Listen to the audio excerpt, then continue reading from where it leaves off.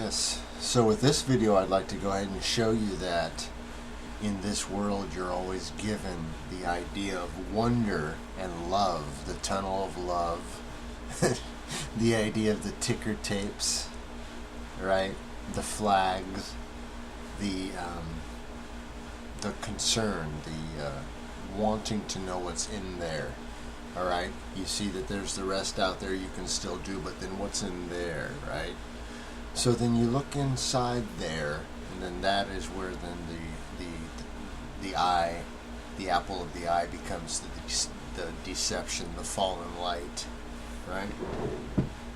So what I wanted to do is then look back and look at the idea of the Sphinx, that hoax, joke, over time, and I'm going to use the dates given. This is 1572 right here, and that is how the Sphinx is represented as a head on a platter idea. All right, and then plateaus, and not much else, right?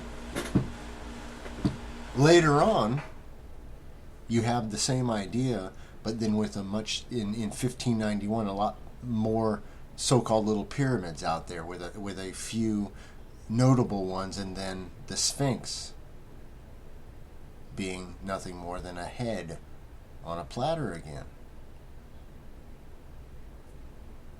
A few years later, things are changing. 1615 rolls around. You want to go ahead and you have a better idea. You decide, okay, we're going to do this motif. Well, hold the phone. Didn't work out well. 1653 rolls around. You have this understanding. Now look very closely at this. Do you understand that that's Abel? That's the head of Abel, the head of the righteous on a platter. Then do you see that Nord, or the north, is actually pointing what you would consider to be south, or flipped on its head, the hanging man, the anguished righteous man? Then that is then the idea of Abel calling out to have his, to be avenged from having Cain whacking him on the head, right? That's the origin. That is then the idea of the good shepherd. So then 1665, you then see that the Sphinx is turned into a woman, but yet still a head and a torso. Noticing, check this out, at the dress of the so-called Egyptians. Nothing like they would have you believe. Anyway, look at this. Now it's becoming the idea of a woman. Isn't that interesting? All right. 1665 again, showing you a different rendition or drawing, shows you the Sphinx as being an idea of the more feminine now headdress, yet still being in this case what looks like the European male face. And also then you have the idea of what looks like the city on the cloud, right? Then of course 1698 rolls around, and you want to get back to this kind of motif. I like the let's do they had their own little culture going on type idea, and so then we have that in there. Okay. 1724 rolls around. That's your 77 flipped. You have not only the idea of the Sphinx coming in just as being the head on a pike, but you also have the full winged creature idea. So then those combined, hey, no better idea than to combine them. So then later on, you have 1755 rolling around, and you start to then bring in the idea of what you see now as this head in the desert that was buried in time, buried by sand in time, with the other, attractions in the back. And then this is then forward from here, taken out and shown to you as being undug or uncovered. And of course, all that is they're just building it, out of the sandstone. They've decided, hey, we can just make this attraction a little bit bigger. All right. Now it's getting, of course, closer, and you can see that they always make a story about how the nose falls off. The nose falls off because you're trying to mold and shape and hone very soft material. It just gave way and fell off, dude. That's the answer to that question. Yeah, so by 1823, you see that the 14, the double seven, you see that they've gone from the idea of the spiritual into let's putting this into action, having an attraction, changing the design of the head to camouflage the idea that that's the anguish man or the fallen man, the man on the plate, at the mercy of the world. And then the three pyramids, of course, then will then represent the fallen trinity. You can see what I've done here is I've just aligned up two different angles of the same shot to show you just the depth, that it was just nothing more than dug out of sandstone and created into what appears to your eye as being the shape of a cat. And they just kept adding to it as they uncovered it. That was the construction of it. Do you see what I'm saying? They constructed it as they went. You can see that. And in fact, I'm going to go ahead and twist the angle of this camera from some other pictures I found so that you can see it blends perfectly into the background. If you were standing there and you lopped the head off, you wouldn't even notice it. You would say that's just part of the hill. It's very hard to see because it is in fact part of the hill. It always has been, and it's, man, such a trick.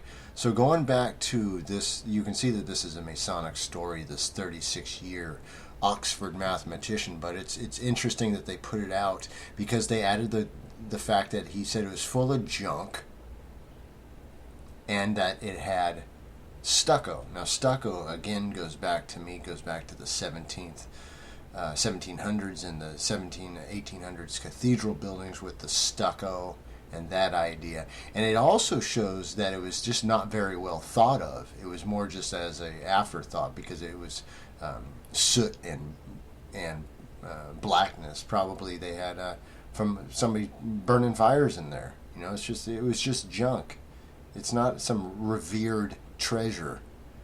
All right. So this is then what you see if you're a modern day person walking up to the carnival attraction.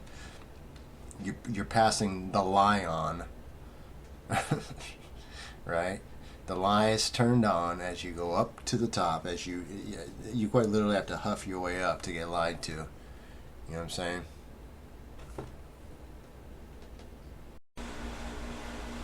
Okay, so you can see I've been showing you that this is the double seven code hoax throughout, but I'd like to show you the biggest hoax of all, and the announcement of the hoax is the Bonaparte hoax. So on the 14th of July, the 777 right there, Bonaparte, all right, left Cairo for the pyramids, which are oblong cubes, being that they're six-sided. You can stand flat on top. Therefore, that is a representation of the cube, or the 68. Anyways, moving forward, he intended to stay 3 to 4 days, which is again your 7. Of course, he could not go because he had to go off to his hoax war. But then, of course, the other reason that he couldn't go inside, and he never went inside, was because they didn't exist yet. They were building them. That's the inside joke. Get it? So that would have been in the 1700s, like I was saying, that this construction would have been happening. All right. So I'd like to move forward and then just show you some more just perspective shots. Show you that even those small little kind of stair step things are not that, they're just small little things. They could have also been built by these cats for all I know. It doesn't matter. They're gibberish as well. Look at this next picture. You're going to see a truck next to them. They're very small. In fact, they may have just been built with side materials. Regardless, these things have never been proven to be anything more than just an eyesore, quite frankly. And in fact, they've never been proven to be anything more than a physical representation, an idea on the flat plane in a third dimension, a way to tell you a story, if you're willing to see it. All right, that's what that's about. Right. So then you can see the perspective here. You can see that truck, and then it looks like I'm not going to say Budweiser, but looks similar to it, like a concessions truck there. It's just nothing more than a carnival. You can see that this is nothing more than built into the sandstone, or the what's known as the native rock. All right. I'm also going to show you a different angle and then take away the head and show you that it's just you you would be hard pressed to say that you're missing it if it went away. All right, and all I'm going to do is just remove the head part, and you're going to see that it's just nothing more than built into the landscape, giving the human animal, and I'm only saying the human animal because that's how these people act. They act like they're brainless. They act like they have no. You act like you don't have to know what's real. You act as if you get to walk through life and you get to not know what's real, and somebody else is going to do it for you. And this nonsense goes on and on and on. Now I'm going to go ahead and remove the head. Big deal. Alright? I'm just trying not to get overworked here. I'm just saying, man. Do you see how easy this is? So they manipulate, man.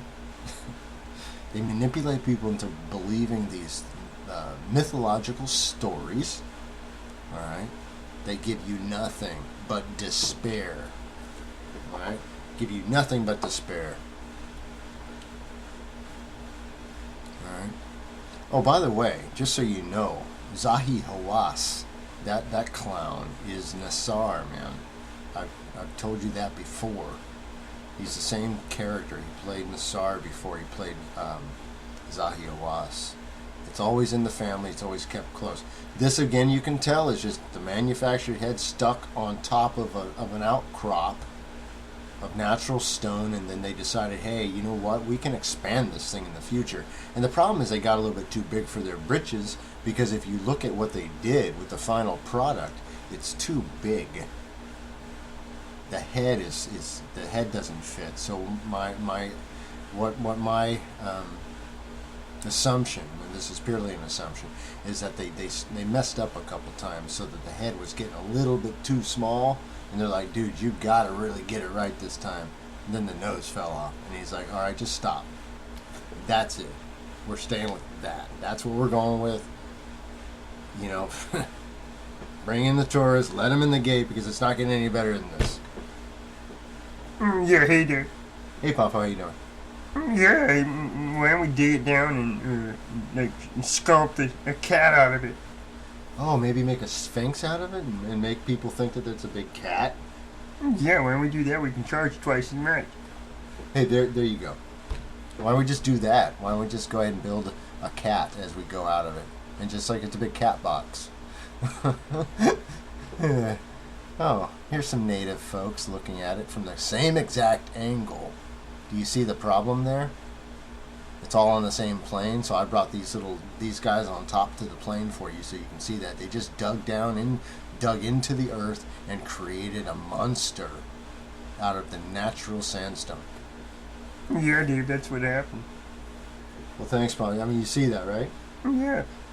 Well, that's why they missed it the first time. They were looking in the wrong direction, man. It's to the left, guys. Yeah, guys, so anyways, thanks for the show. Hey, Papa, thanks for showing up. What's going on? Well, yeah, I was just getting about to do the rips. Okay, I'll join you. Cheers. Yeah, cheers, Dave.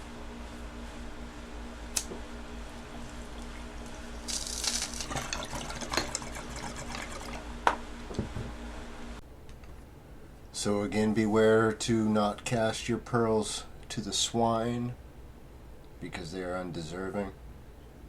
And also maybe get out of the way of the eights. This is nothing but a bunch of eights nonsense, a bunch of cattails, a bunch of lies in the sand, man. You're gonna comb the desert. You're gonna comb the desert for the truth, huh? So anyways, enjoy the sandbox. You know what they call it in video gaming? A sandbox is a world where you get to create your own adventure, friend. You know, so be your own guide. You know?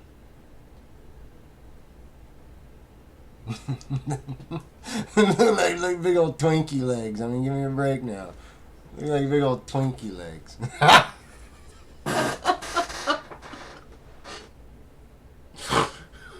You gotta be kidding me. No, man. It's right to the left. I'm telling you, dude. It's right there.